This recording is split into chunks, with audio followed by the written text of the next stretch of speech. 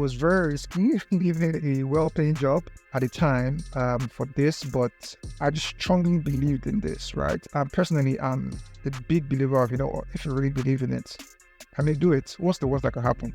The skill set you need to make a bag or to make an item, and the skill set you need to sell an item are two different things. Welcome to your episode on Takeawayz podcast. It is indeed an honor to have someone like your person share this set with me.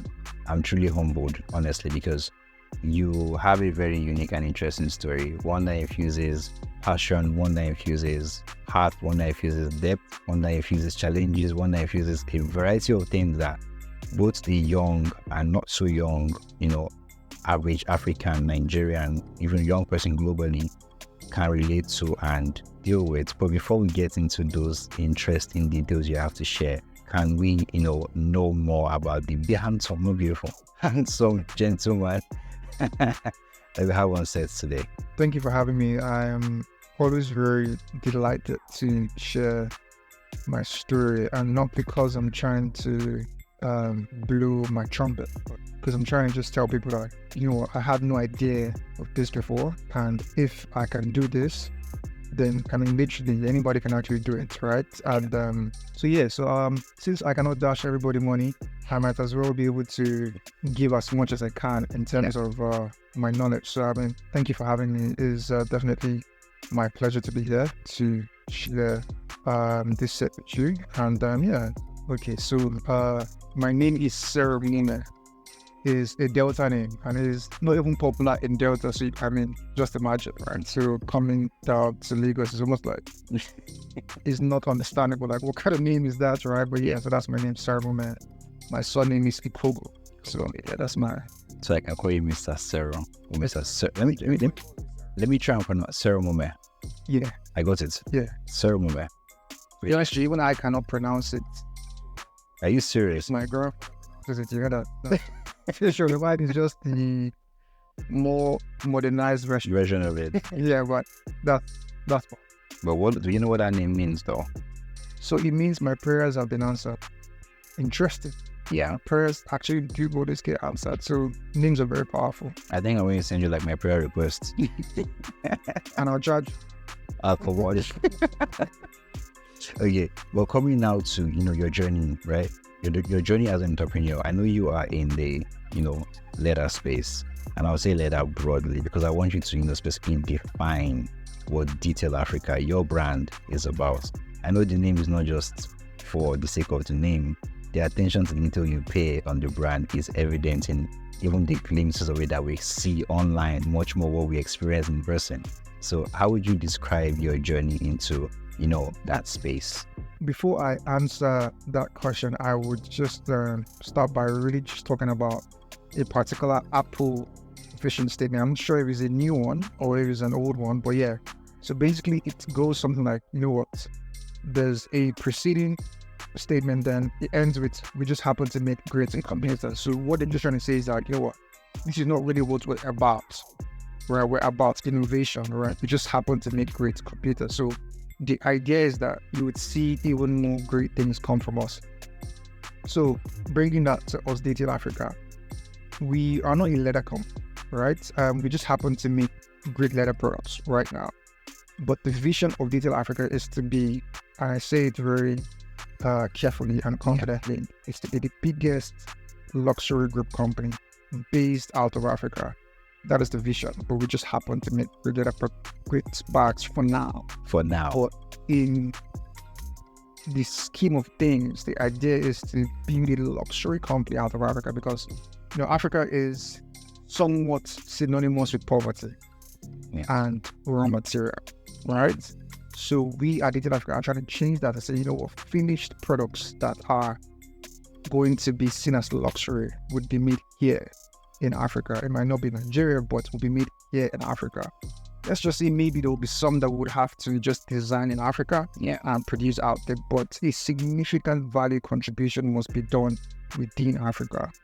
Then as for the name Detail Africa, interestingly, I'd had that name in my head for a while. I'd had the name Detail in my head for a very long time. And that's because I was tired of Nigerians and Nigeria being okay with mediocrity, right? People we bask in being average, and I don't know why. I mean, I guess it's just maybe the way the society has allowed being average to just fly, but I'd always just been very observant, right? So the name digital has just always been in my head for a while. And the Africa came after because I was like, you know what? Whenever I do stuff, I don't think Nigeria, I think Africa. How do we do this on the continent, right? So that's really how the name came about, Detail Africa. I'll never forget, I was dating my ex back in the day, and then I just said the name, Detail Africa. I just felt it in my soul. That's the name. And on my bio, I think that's still my bio till now. It says, one day you would see the name Detail Africa at the top of the skyscraper. And you will laugh because I said it. It's still there. And I would say it here again, so that when you watch this podcast, or when you hear it some years from now, you will laugh because it's so yeah. You know, it's funny how you made that statement, because somebody on set, a guest actually, said the exact same thing. He said, we'll come back to this episode of my podcast and we'll laugh, because what I'm saying right now is going to be something that he would do. He talked about doing a collaboration with Tommy Hilfiger. And I said, so you making that same statement, you know, it's amazing to, you know, interact with people who don't just dream, but are actively taking steps towards your dream. And I know for you, like, the dream is where you have just painted it to be. And that's something that is very important to you. But before we get to that, you know, destination in your dream, what made you to this route? Like, have you always had a passion and interest in this space? Or is it something that you acquired as you journey, because you have a foundation in a totally different field entirely? So what's that like for you? So let me be very honest. When I was younger, I never knew what I was good at. I was just very creative. In fact, I think that's why I loved consulting, because consulting allowed me to be creative. So I used to work with Ernst Young. So it allowed me to be very creative, which I just really love. And I'll never forget, I'm sure she has actually forgotten, but my sister told me when I was still at EY, she said, Seromume, because that's what they call me. And so she was like, I'm surprised that you're working 9 to 5. Because she's always been a very creative person from when you were a baby. She told me how there was a time when I was still a baby and I was trying to open this set. Is it Cerelac or so? I can't remember. Yeah, Cerelac, the baby food. And I threw it down the stairs. And she was just like, she laughed when she said, because she was like, that's initiative. It opened obviously, and then I went to kind of eat it. But anyway, so yeah. I studied accounting, but I'm very honest with you. I did not want to study accounting. So I come from a family where the firstborn is an engineer, the secondborn is a lawyer, my sister is a doctor. So I mean, like, you know how back then it was like the top 4. So it was just like accounting. I'm sure about what I wanted to do economics. I'm thankful I don't do that now that I think about it. But anyway, so yeah, so that's how accounting came to be. I'm actually a chartered accountant too, although I don't say it out because I'm like, I'm not going to enter into it. So how did I come from that to Detail Africa? Probably say the story more than 1,000 times, but I'll say it again.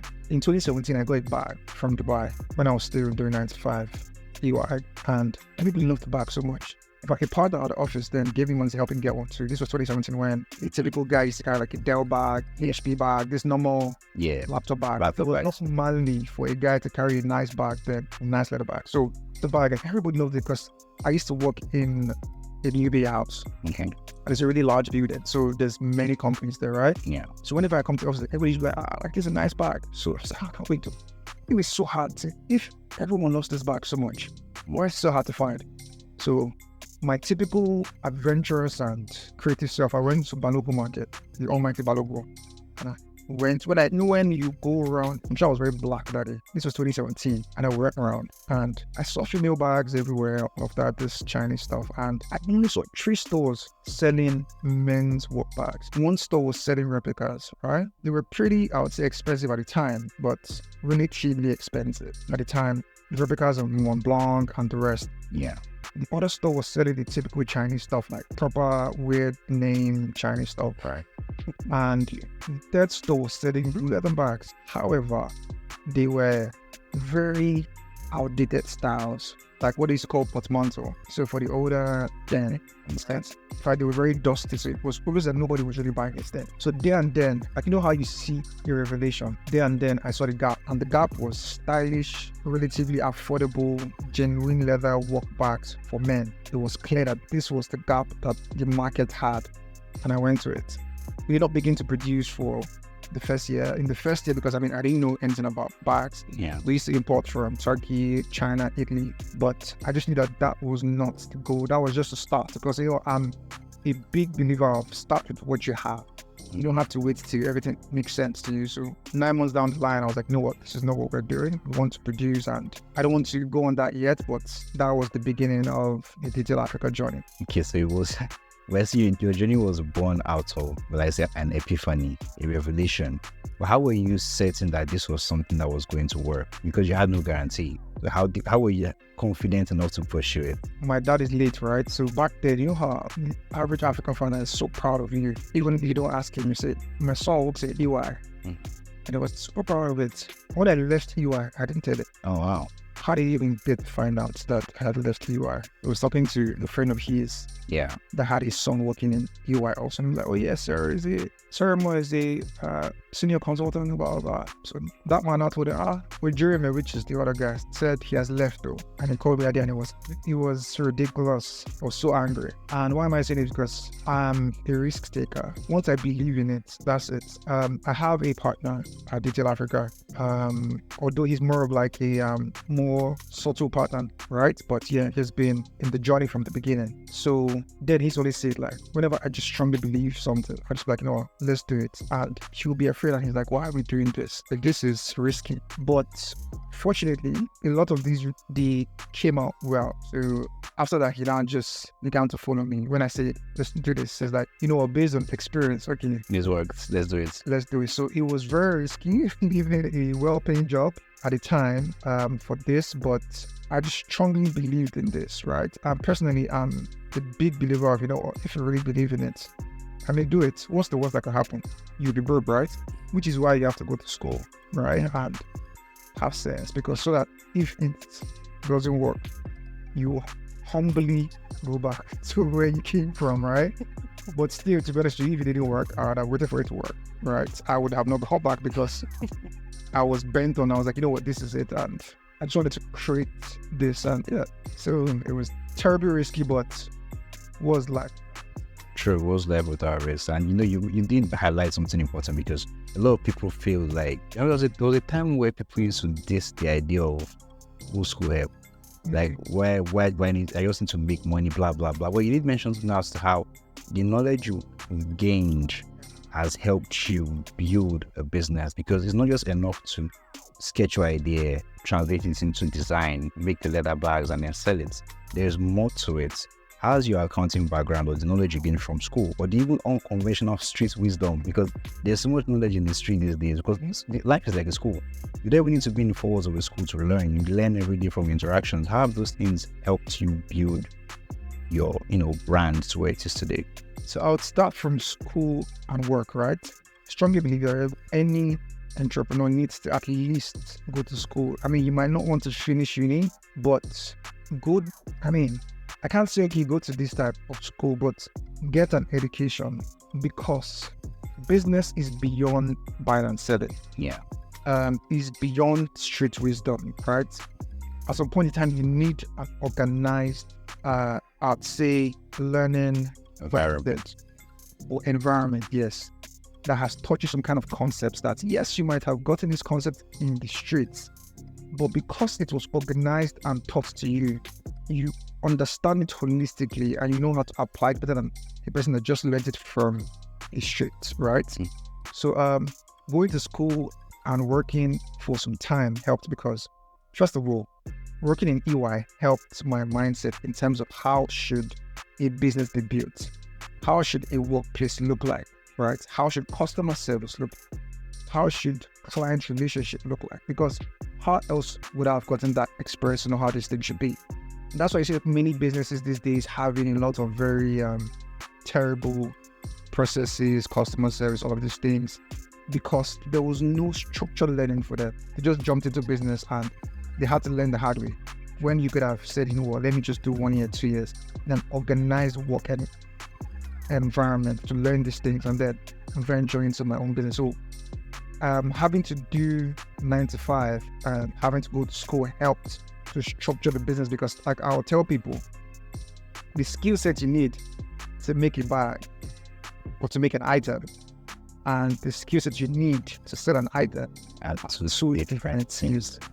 Because you make nice food does not mean you have a successful restaurant. They're two different things. There are amazing chefs that have failed woefully at setting up restaurants, and there are people that do not know how to cook that have a very profitable restaurant. You know what I'm saying? So that skill set to build a business, personally, I would say, you know what, it would be great to at least have an education, and if you can, have at least 1 or 2 years of a structured work environment before you then go into business. I hope, somebody is actually going to take this and apply, because this approach you took is more or less the same approach I took. And you talked about how whether or not you immediately succeeded in Detail Africa's initial journey, you're going to continue and not stop. Because I myself, for example, I left the 9 to 5 world to face my entrepreneurial goals 100% and wholly and fully. And I can confidently say that if I had not been in that space to see what structure looks like, to see what working people looks like, because we've been on projects where we worked with hundreds of people, where you have to balance not just the project, but the individual emotions of everybody who's part of that project. A lot of things people encounter for the first time in their business, and then they don't know how to manage, how to cope, how to navigate. So how has that been for you when it comes to managing your people you work with? Okay, so before I go into the question of managing people, I would add to what you just said and what I had said earlier. When you have a 9 to 5 while you start your business, what that helps you with is that you are not exactly desperate, right? So you tend to build the business in a much more ethical way than someone that needs that money to eat. That's why you see the average Instagram vendor will put no refundable X. How much you have a refund policy? That's like bondage. So as I just pay, it's like, yes, so that's it. Have your money now. If you like the product, you don't like it. Products. Whenever I see things out there, that happens because these people need the money to survive. Yes. However, if you began the business with a 9 to 5 while doing that, so you know, like you know what? Even if I have to return this money for the sake of building this business in the long term, I can still eat. Yeah. I have this job, right? So that also helps to start the business right. And you know how there's this saying that whether you brand or you don't brand, a brand is being built. You already know what you can switch off and switch on and say, you know what, I want to build a nice brand today. Or, wait or not continue.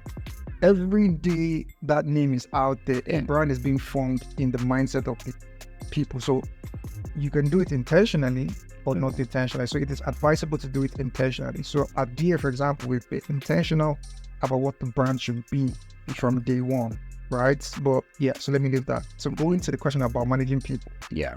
I don't have plenty of money, right? I don't have plenty of money. We're not funded.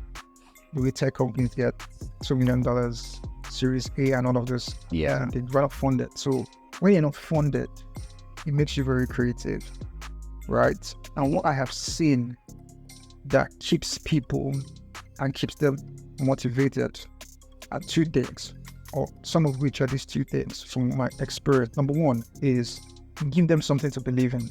Business is leadership. You follow a leader because that leader is taking you somewhere.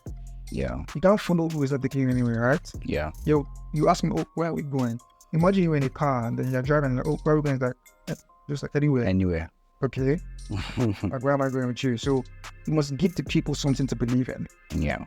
We feel like people want money, which is true. However, there's a natural instinct to follow when there's seemingly something just at the end, which is why Nigerians are in predicament that we're in. Yes, we've been hoping for that light there. Yeah, for a long time. And I hope we'll see that light in our own lifetime. Right? Amen, yeah. But yeah, so give people something to follow, right?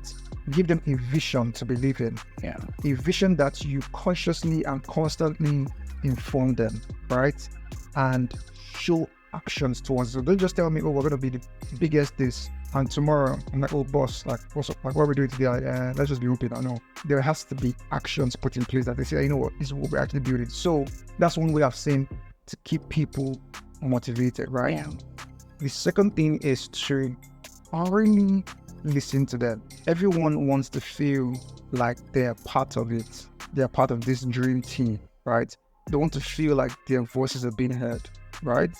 They want to feel like they're of value to the team. Yeah. So make sure everybody feels valuable. Personally, if you tell me to say I'm the CEO at Digital Africa, I hardly ever say CEO or founder.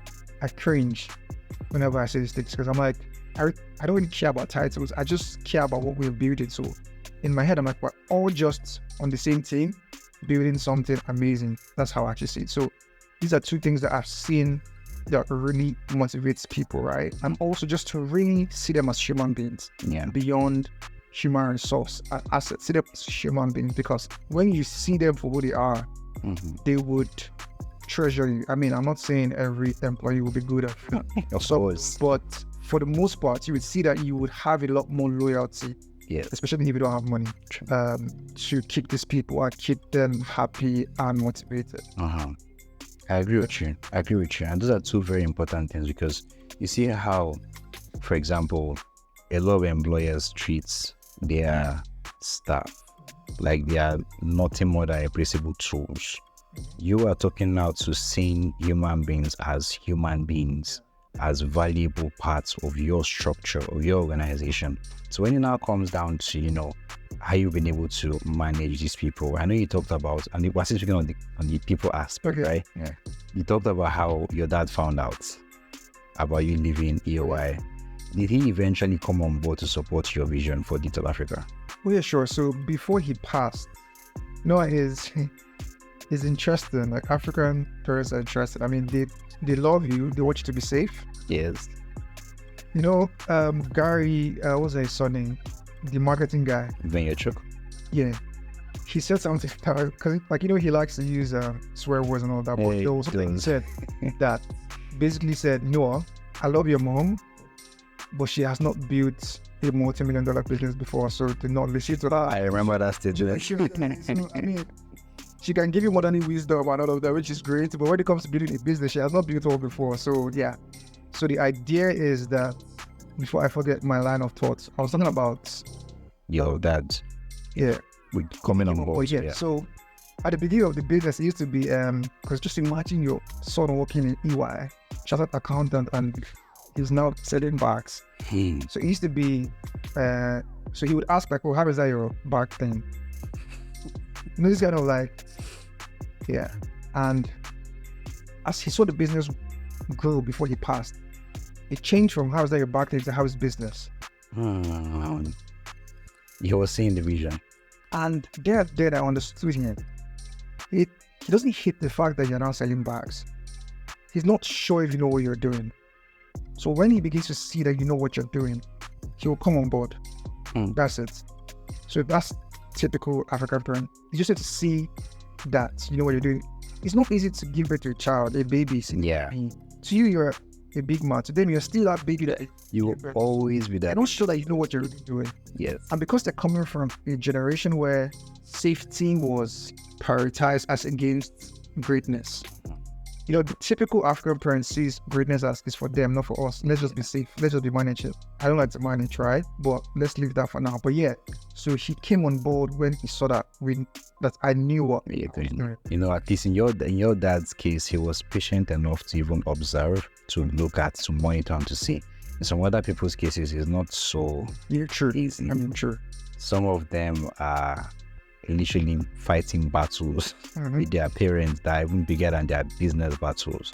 And it's not, easy, honestly, as you have indicated.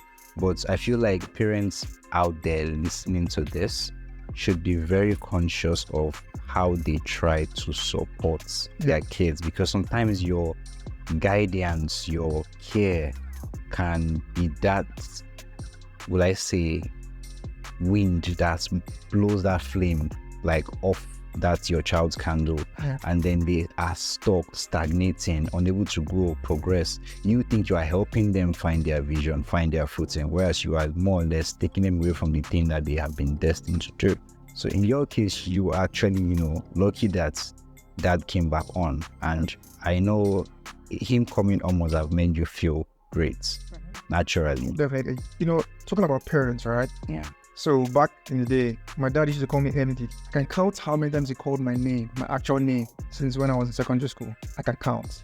So he's called me MD. And what MD meant was managing director. So he used to, quick story, so he used to work in the bank. Yeah. In the day. Yeah. Allied Bank back then. Okay. And he was a manager. Career going well, and then some kind of things happened, and then, life happened. Yeah. So basically, he's called me MD because it was like should I call it a proclamation or manifestation? I'm not sure what to call it, but he's called me MD as a managing director. Since he did not get to be the MD, he's the MD. That I'll be the MD of the multinational company. And I'm sure he thought, as I rise through EY, I'll be a partner, and that's the MD that he sees. But I'm pretty sure God had bigger things in mind, right? So as I build this business, I get reminded about that every day. So I'm saying this because parents need to encourage their kids to be great, not just safe, because greatness is for us. Yes. It's not for them. The hypothetical them is for us, right? So that encouragement is extremely important, because as a child growing up into being a man in every sense of it, business and career life, that nod to an extent is part of your driving force forward. So I definitely agree with you about that encouragement being very important. It is. But I noticed something about you though. Yeah. You seem to consume a lot of content outside of regular, let's say social media feeds. You mentioned Gary Vee, you've mentioned quotes about Apple, you've mentioned things about books. What do you feed your mind with that has shaped you into who you are? So I am an obsessive information collector. I read almost anything at all. I just like to know things, right? I like to know things, not to see them, but just to know. It's just, there's so much beauty in knowing stuff that I just enjoy. So for me, I really just like to read a lot of articles, right? Yeah. A lot of articles, like a lot. It's crazy because I use reading articles to rest. That's how I actually rest. I actually read it. Are you serious? I rest. I'm also watching maybe series, movies, but I actually read articles to rest. So but what I do is that I kind of read the easy ones to rest, not the ones that are very technical. The easy ones to rest, and I follow it. So success is not some magic trick, right? In order to be successful, to get to a certain point, you need to know what the kind of people that get that kind of success know. Yes. Right? And when they say information is power, they think it's cliche. It's not cliche. Because I've done a lot of programs to done at LBS. I was the TF, I'm a TF alumni. Foundation. 2019. I've done a lot of them.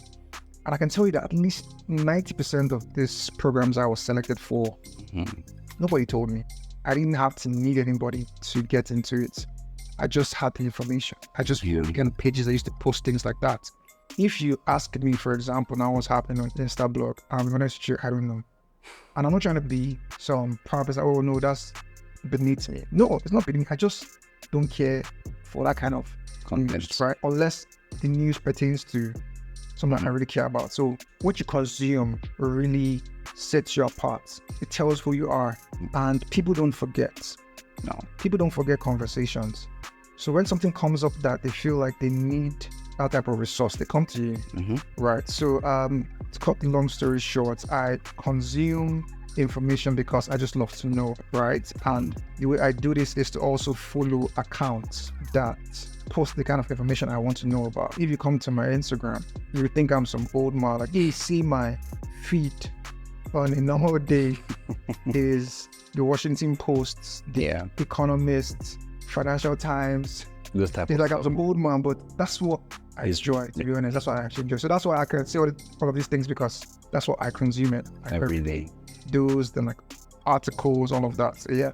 And the brilliant thing about that is it's very helpful, not just from an entertaining or relaxing perspective in your case, but from a business perspective. Because, for example, some of the things I've learned, the most valuable lessons I've learned, and the most important things I've been able to take in came from, for example, YouTube.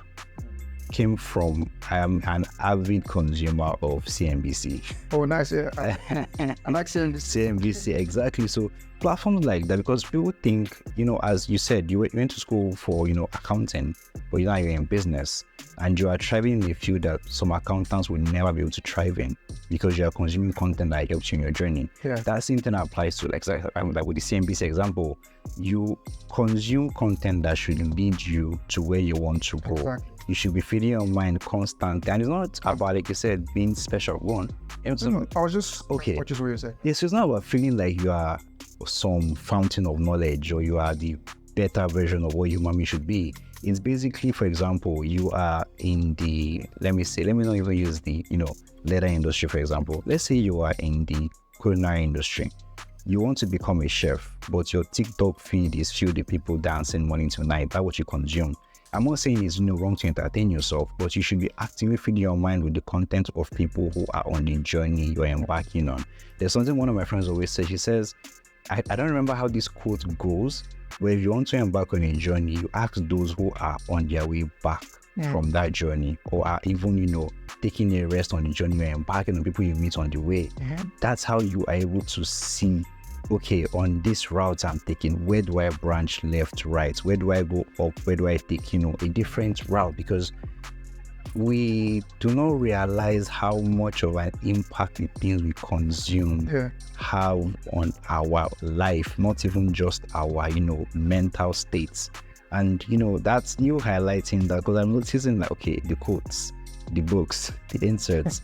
So how would you, encourage somebody who doesn't think these things are important? Because some people, for example, I do not read as many books, but I consume more content than some pages of books can contain. For example, just using CNBC example, the average CNBC video you watch, and this is not sponsored by CNBC, but the average CNBC video you watch on YouTube will teach you about, for example, managing people, will teach you about business decision, teach you about risk, teach you about time management, teach you about identifying good opportunities. These are random people's stories, random people's experiences, and you are learning what you would never learn in a classroom because you are consuming the right content.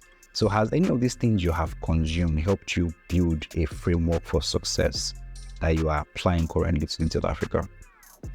I mean, definitely. I was just literally telling someone today, I am not a fashion designer, or I don't see myself as being in the fashion space. I see myself as being in the fashion business.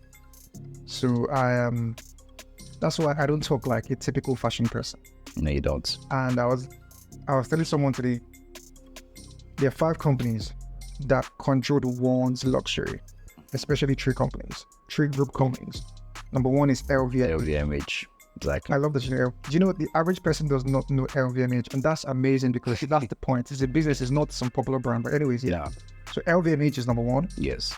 Kering is number 2. You know Kering? Yeah, I've heard of Kering. Yes, Kering owns Gucci, Balenciaga, and the likes. Then you have Richemont. So Richemont owns Cartier, Van Cleef, Montblanc. It's a Swiss-based company, but the chairman of the company is South Africa. I think he's the first or second richest man in Africa. That's great. Then you have Hermes, then you have Prada. The point is, Bernard Arnault is the chairman of LVMH. He was the richest man in the world for like a couple of weeks, and then Elon took it back. But anyways, just to show you that this is not a joke, right? Yeah. The second guy too, and then Richemont is the chairman is, like I said, Johan Robert. So yeah. In fact, he was the richest man in Africa for a while. Then Dangote took it back. All these men are businessmen. They are not fashion people. They have the creative directors to do the fashion work, which is great, right? But they're businessmen. And people don't understand that fashion is also a business. Yes, the fancy stuff is nice, the fashion shows, all this creative stuff. Yeah, it's great, but the magic is in the distribution. Yes. Why do you think people sell to LVMH? They sell their company to LVMH. If they come and acquire you, I mean, yes, you make some very good money, but you also understand that by virtue of being acquired by LVMH, your valuation has 10x, 100x. Yes, that the brand LVMH is powerful. But the key part is you have tapped into the distribution of LVMH. Yes. If you're in one store before, automatically you're in like 5,000 stores.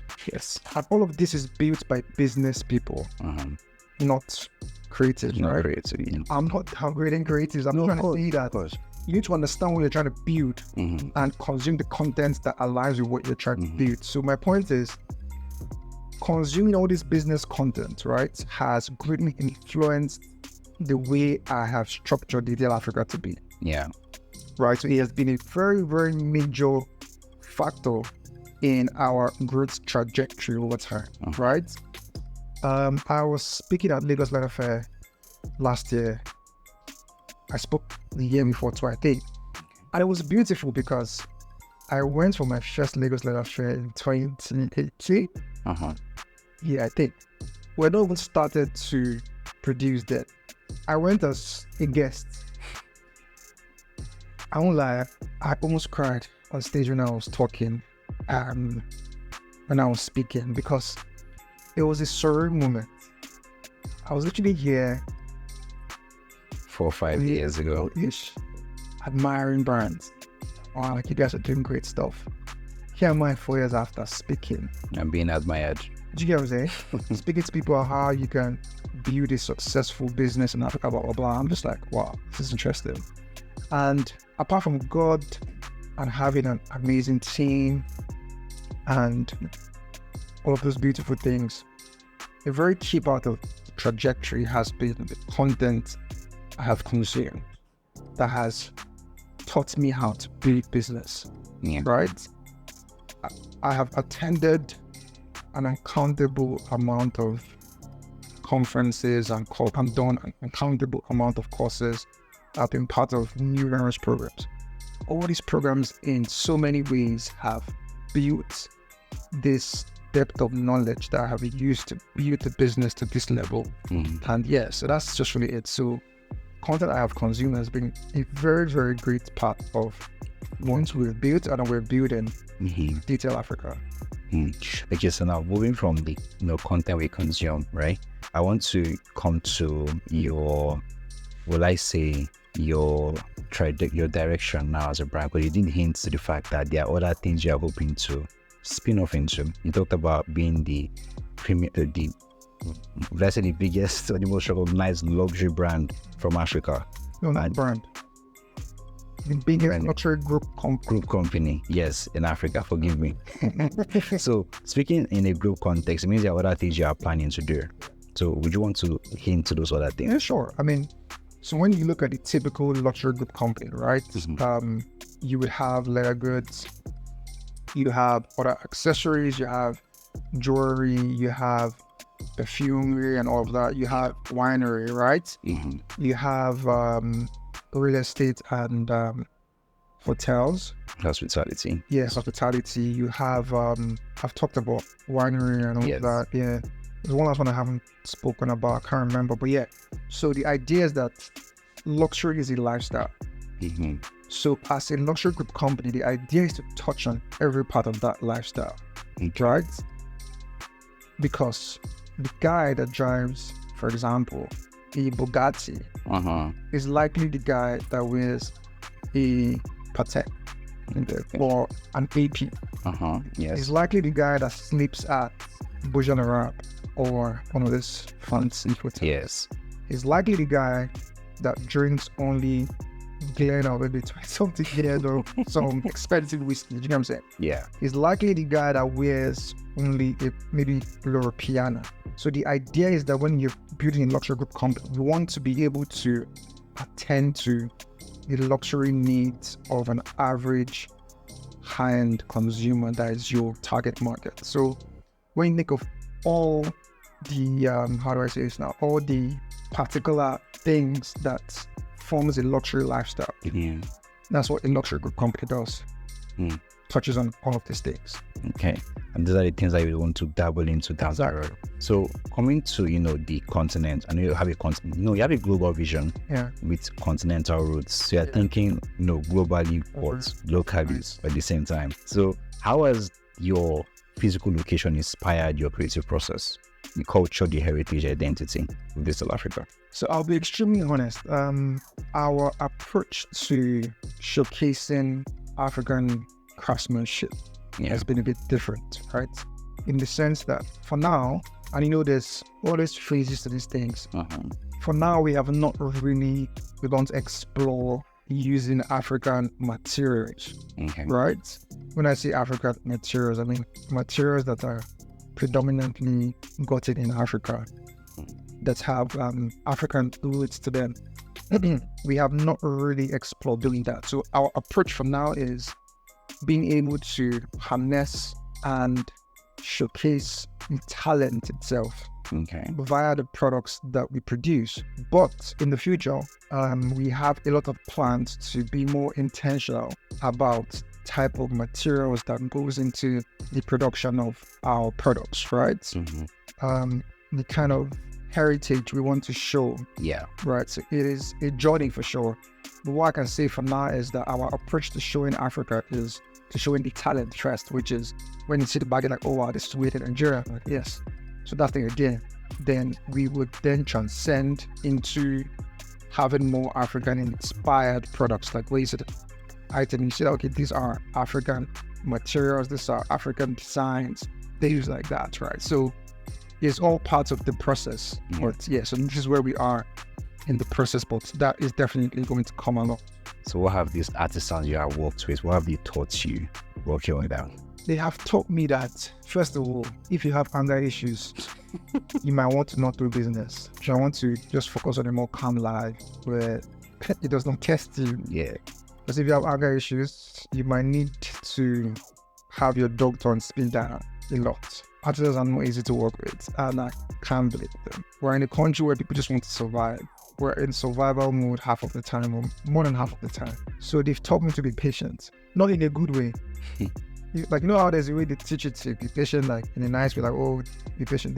They force because you cannot afford to flare up every time there's an issue. But because we know the vision, right? We understand what we're trying to build. So we would go through the inconveniences, the discomfort for the greater good. So I'll say they've taught me patience.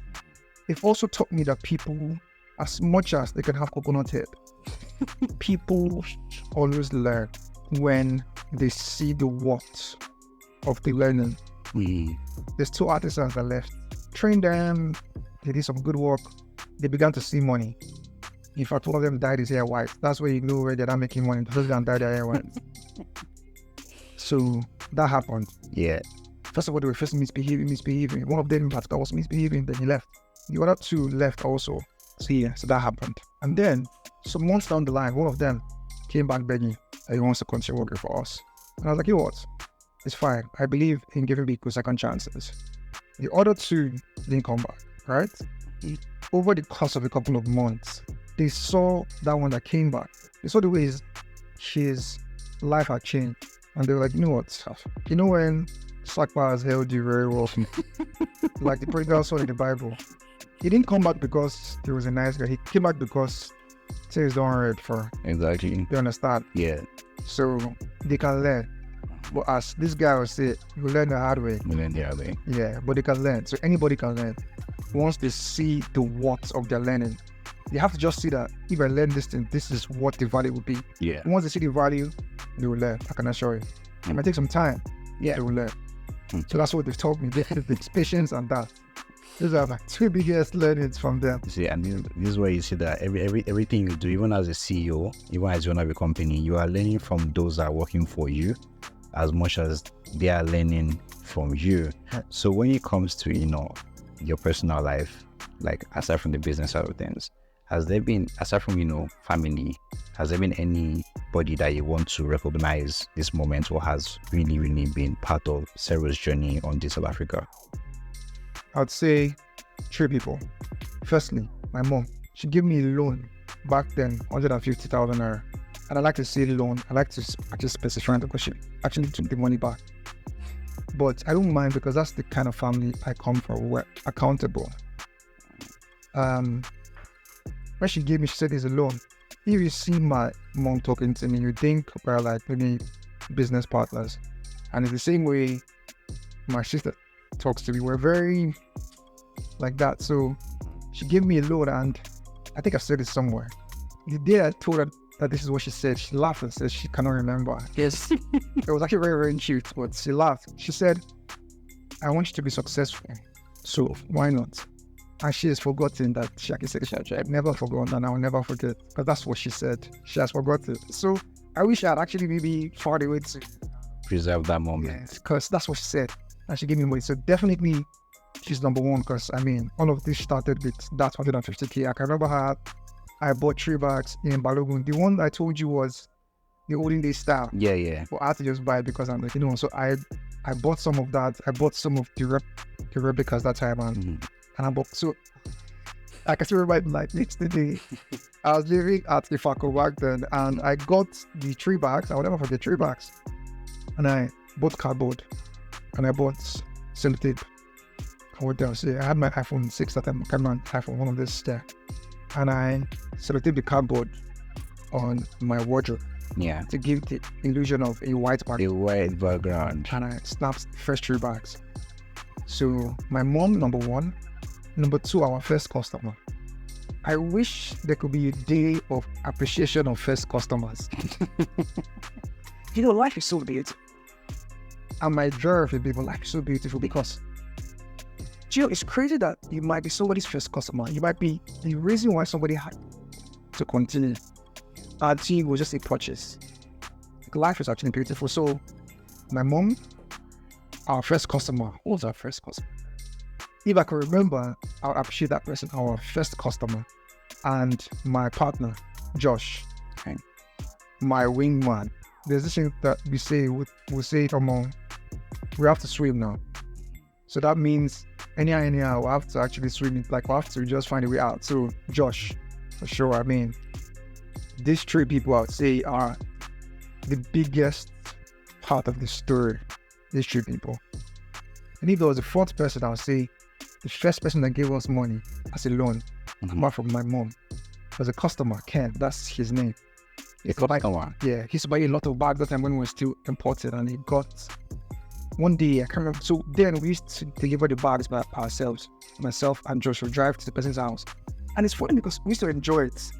And we used to use that as a means to meet the people. We're like, hi. And next thing, you're like friends and stuff. So that's how we did with Ken. And he gave us a loan that back then, I think, of 1.something million. Imagine if they're going to a guy that you don't know from anywhere. What if I just write away with the money? The money on paying back. You get what I'm saying?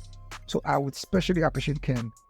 Crazy. I saw him a couple of weeks ago. I was like, this guy doesn't know what he did. He doesn't know what he did. Like, he doesn't know what he built with. Like, nah, it's crazy. Like, one of these days when we're very big, we'll just host an appreciation event. I would agree. Yeah. Because these things, it just shows you how people are really, really important in your story. But we just treat people like they are such insignificant replacements. You don't need that support. You feel like you are figuring it out. You can't do it on your own.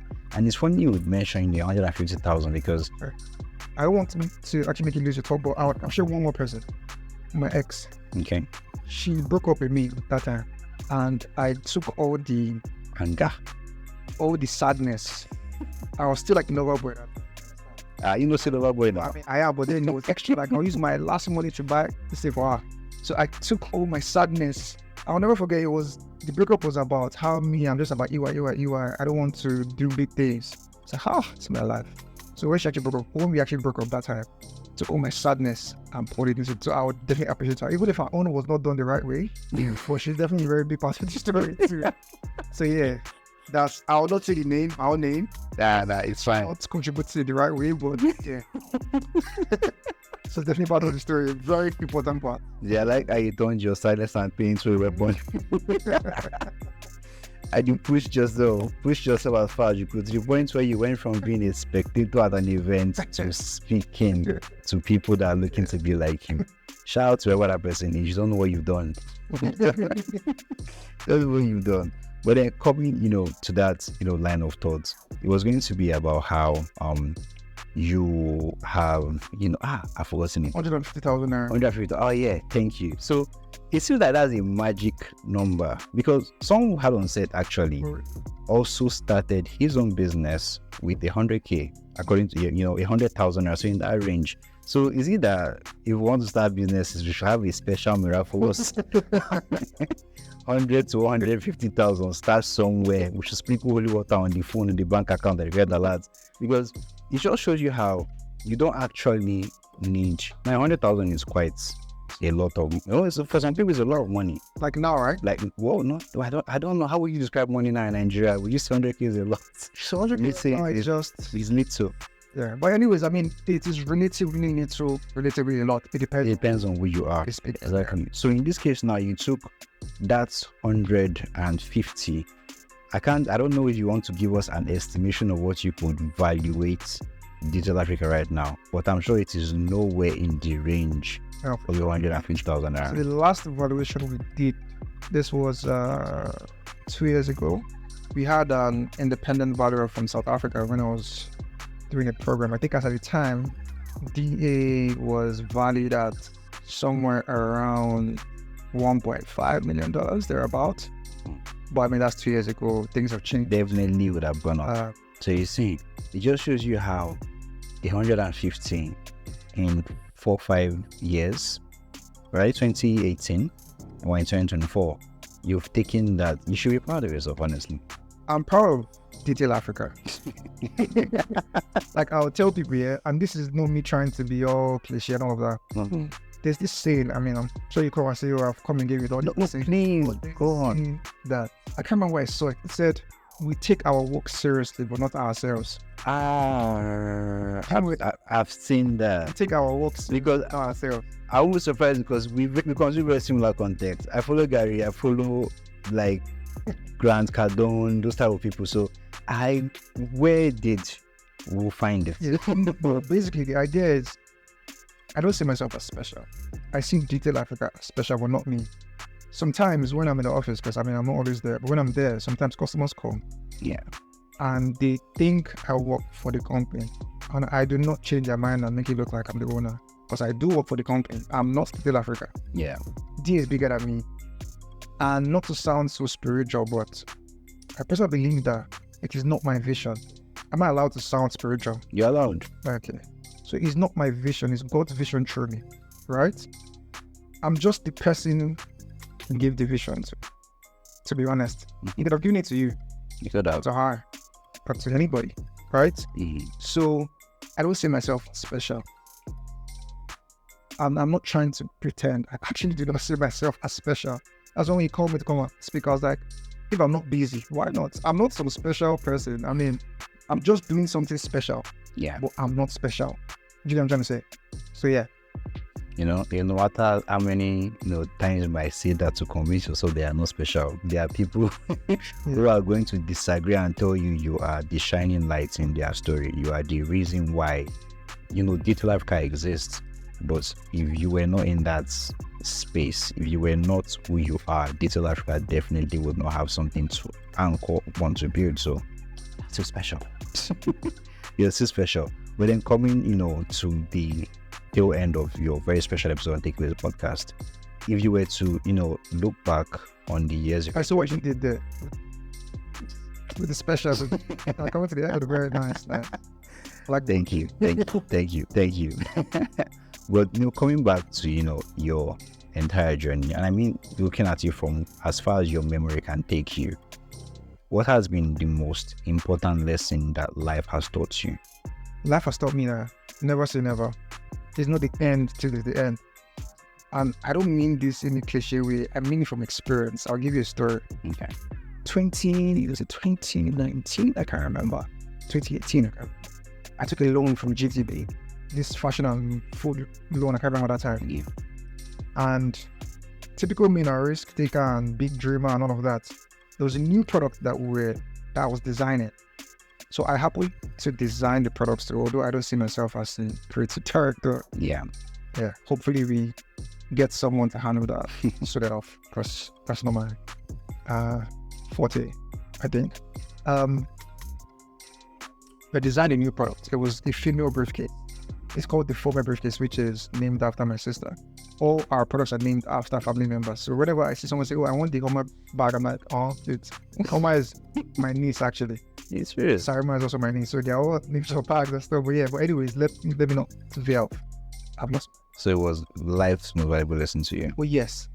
So we took a loan from JT and we're designing a new bag called the Former briefcase. So the idea was that we're designing a briefcase that sells as a handbag and a walk bag, because when I was in EY, I noticed that our female colleagues back then, they will carry a handbag, she will carry a school bag, carry one other bag, and it's just like, it was clumsy. That's our hand. How about we design a bag that can fit as all of this and look very nice, chic, and beautiful, precise, and all of that. So that's how that came to mind from a briefcase, which is actually one of our best sellers. So we designed a briefcase. So we put all our money in that, sourcing the leather, producing it, hyping it all, blah blah blah. We're seeing some kind of people really feeling it, nice, and because it was a loan, right? We put all of the money there and doing all of that. So as luck, or in this case not luck, we have it. All the locks, anyways, all the locks were bad. It was a factory defect. And mind you, you're producing a bag in Nigeria. I know Nigerians cannot wait to say, this is why I don't buy Nigerian things. Exactly. We're just waiting. If anything happens, this is why I don't buy it. They will buy a foreign product that will get bad. They will say, I didn't use it well. When is a Nigerian, it even gets bad in 2 years. This is why I don't buy Nigerian products. But anyway, so that happened. It was a factory defect. All the locks were bad. So what happened was that even customers that had bought bags had to return them. We had to retract them. And the ones we had in stock, we could not sell. So it was like, when you're stuck, we used all our money to do that. Mind you, we didn't have money. I was paying the bank. It had gotten to the point where the bank told me, send us an email that if we don't pay up, they will take corrective measures. Thank God, I don't know what that means. Because I can imagine the bank saying they'll take corrective measures. Like, you know how Kanye did that? They asked me what I'll do if I didn't win, but you never know. So I don't know what I meant. But that's what they actually told us there. And no joke, it's like what you hear in the movies. I was down and out. I was like, and I left EY. They will laugh at me. I was build. I want to build. And then I was like, shit, how does this work? Like, we're out everywhere. And I was just sad. I was like, how does this work?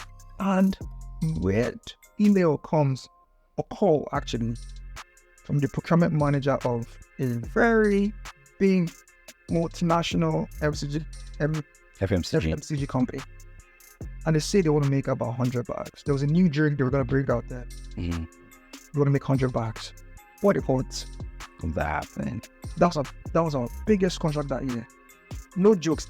That call came a day 2 before the date that the bank said they would take corrective measures. I was like, God, wow. And we used that money to pay off the loan and start afresh. So that's why I'm saying it's not cliche, because there's experience to show. So it's not the end till it's the end. It's not. To be honest with you, sometimes the difference between you and that person is you give up too quickly. True. That person is not special. You just give up too quick. True. Like, how they say, we die here, that's it. We die. Wait till the end before you say this is the end. 1 second to the end is not the end. It's not the end, no. Do you feel me? It's not the end. So yeah, I'll say that's the biggest lesson for me. Not the end till it's the end, basically. That's it. That's the biggest lesson. Well, I'm glad that life taught you that in a way that was not detrimental. Because you were still able to come back out of it. Things happen for a reason. As you said, it was young. As you mentioned, you attributed your success to not just yourself, but to your creator, to God. Because that moment, all those moments that you say, it was a miracle. Literally, it was a miracle. To be honest, what? The entire business was seen by a random phone call that you never saw come. And it just shows you how the daily effort you put, the grind you put in different people notice. Exactly. You might not know who is noticing, but people notice and they pay attention to the things that we do. And it has honestly been an amazing conversation. I enjoyed this. I feel like we could use a longer episode to go over the different aspects of your story. But I'm sure the little that you have shared today has not just inspired myself, but has inspired a lot of people listening to this too. Don't hold back from your dream. It's not the end till it's the end. Yeah. Never say never. You have dropped so many nuggets of wisdom. I don't know how long the session has been, but I have thoroughly enjoyed it. And I know that Digital Africa is going to get to that pinnacle and exceed it more than you can even imagine. I mean, 150K is 1.5 million valuation. It's just a start. It's been 5 years-ish, right? Yeah, about 7 years. 7 years now. So imagine what it's going to be in 14 years' time. Really heaven can tell, but I know it's only going to go up from here. But Mr. Sero, thank you so much for having us host you or allowing us host you on Takeawayz podcast. It has been an insightful conversation and we look forward to all the great things that you do with Digital Africa. But before we wrap up, is there anything you want to share as per an upcoming event or an upcoming project, or at least your socials and websites? Okay, I mean, so I'll just get the socials and website, and from there they can always check us out. So on Instagram we are at Detail Africa. So Detail, DETAIL, Africa, AFRICA. Not Details Africa. I cringe whenever like people say Details Africa, right? I'm like, no, not Details Africa, Detail Africa. Without the S. So we're at Detail Africa both on Instagram and Twitter, right? The website is www.detailafrica.com. Our phone line, our company line is 081-4974-4260. Our email address is info@detailafrica.com. So I mean, is always where we're always happy to have people follow us on the journey, right? I mean, if you check our bio on Instagram, is a journey towards artisanal success. Because for us, is a journey, is not a one-stop thing. It's a journey. There's no end to it, and there will not be an end to it, even though there will be an end to this episode. Exactly. We have to wrap this up, right? Yeah, we do. But as he has mentioned, if you want to collaborate, work with, patronize, support, or be part of Digital Africa's journey, you have the socials, you have the email, you have the phone number, you have the website, and I wish each and every one of us a very beautiful, experience on our own individual journeys. Yeah. I hope that we continue to find valuable insights and takeaways from the various moments in life that we share with either, other people or just even ourselves in our silence. Because as you said, consuming content has shaped who you are. Yeah. The content you consume should also, do the best to shape who you are and who you are becoming. So thank you once again. Yeah. I'll catch everybody in the next episode of Takeawayz podcast.